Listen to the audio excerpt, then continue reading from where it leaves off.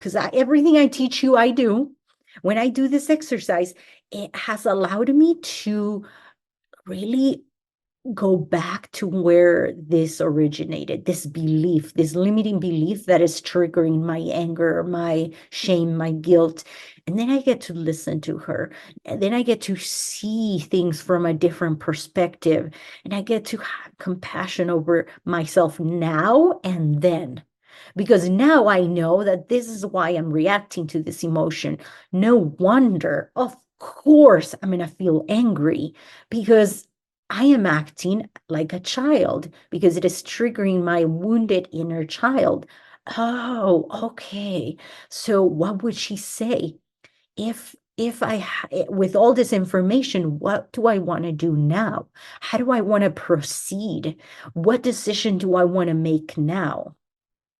Now that I have all this information, now that I have learned from this emotion, now that I have healed my inner child, now that I have more self-trust, more self-love, now that I have released those negative thought patterns, because now I know they're from my childhood, not my current belief about who I am, how do I want to proceed? Notice how it empowers us to take action from an adult perspective, as adults instead of as wounded children. That is how you can use your negative emotions or any emotion as a tool to love yourself more, to heal from the past and heal that inner child.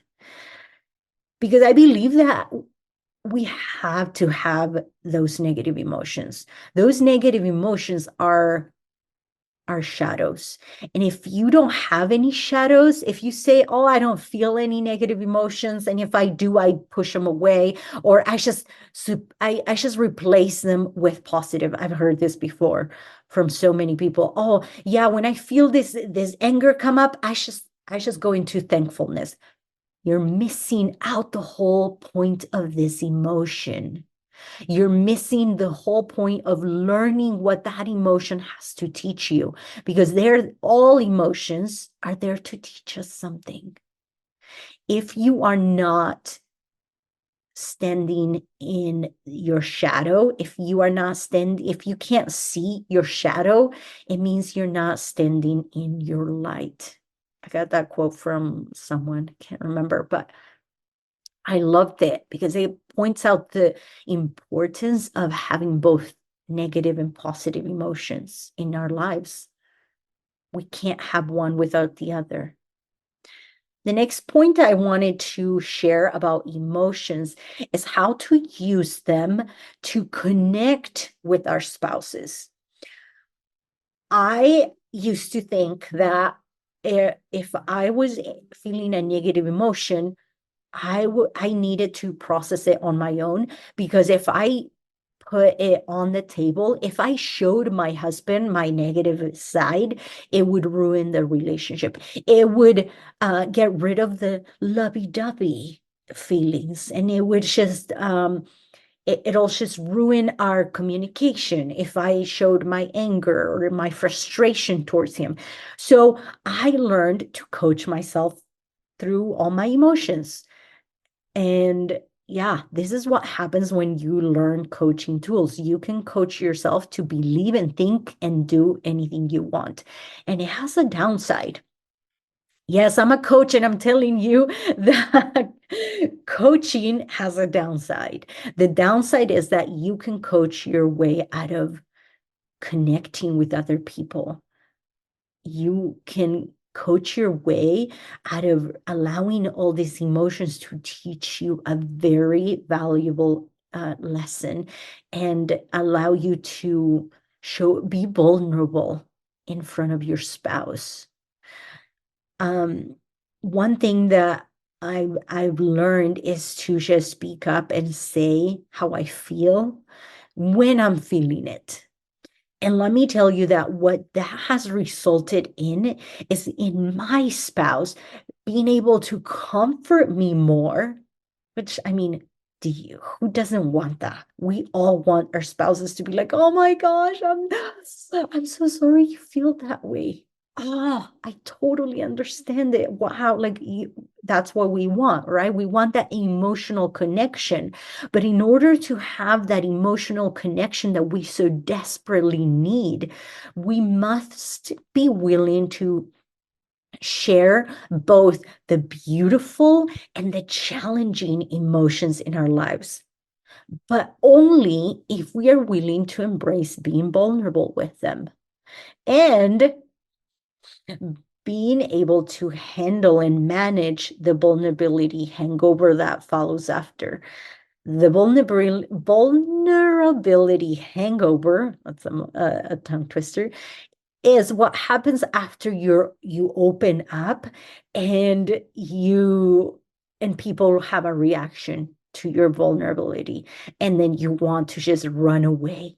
You want to hide under a rock because you're like, I shouldn't have done that. That is your hangover. Your vulnerability hangover is what happens after you have opened up your heart, after you have shared your darkest moments, your flaws, your imperfections, and people have a reaction to it, which is bound to happen. So if you can learn to allow yourself to show those emotions to your spouse, um, and allow yourself to feel whatever is going to come after, and also allow the other person to feel whatever they want to feel because you opened up, you make so much space in the relationship. You create a loving and safe space for both of you to be vulnerable, to share your frustrations, to share your anger, to share the guilt and shame and all those negative emotions.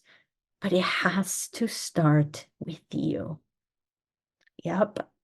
If you want that, if it's important to you to have that connection, that emotional connection and that intimacy, you have to be willing to be the first one to share that, and to be imperfect at first, to know that you're going to mess up at first. It's going to sound like a mess the first time you share all these negative emotions, but just give yourself grace and love and compassion while you're learning to express these new emotions.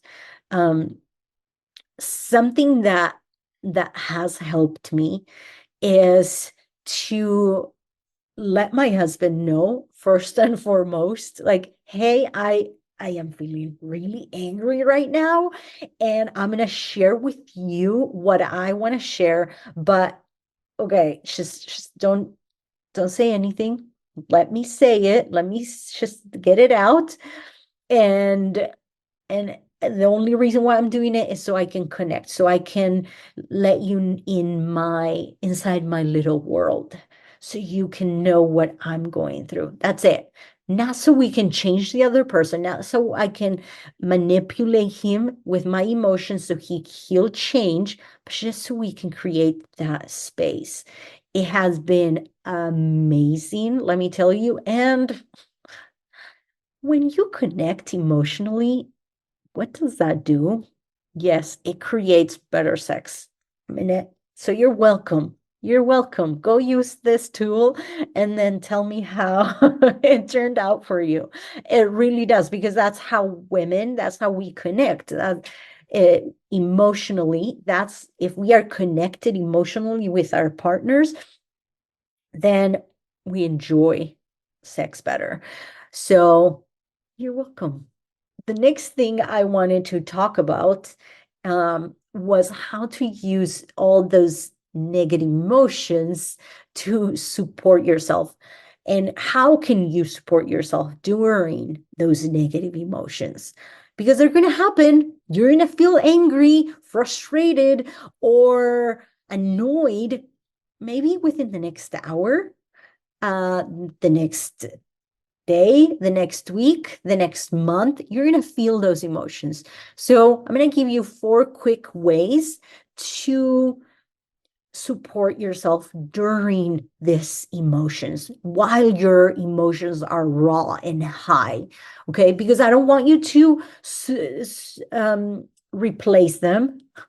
I want you to learn to love yourself through them and grow with them and use them to as a stepping stone to connect in your relationships and connect with yourself.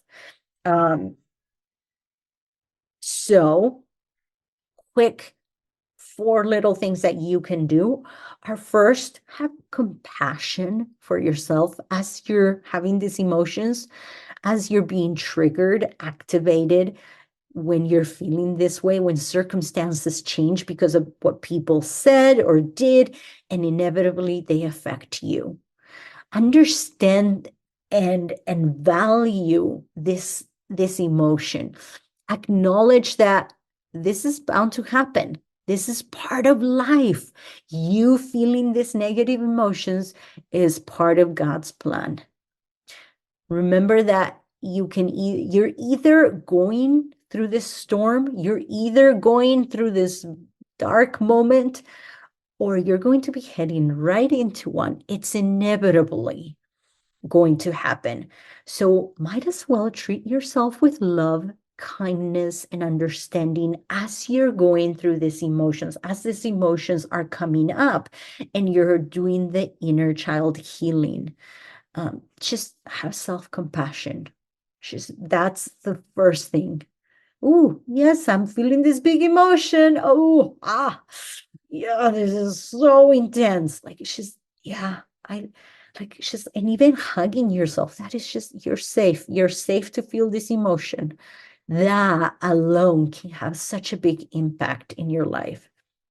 Another tool is mindfulness or any grounding techniques. Oh my gosh, I love grounding techniques. These are so helpful for me, and they're my go-to, especially during the summer. And this can be doing breath work, any type of breath work. Go at YouTube any type of technique to like breath work techniques. There's so many that you can implement in your life to regulate your nervous system. So then the emotion is not controlling you, but you are in control of it. Meditation, mindful meditation has been my go-to, especially during my divorce years. That was what I used the most. Grounding exercises could be like running. The pavement hitting the ground is soothing to the body. Reconnecting with earth, like going on a hike, going on a walk. She's touching a tree, going barefoot outside and stepping on the grass. Anything that has to do with nature can help us control our emotions and reconnect with the present. So then we can go back and do the inner child healing.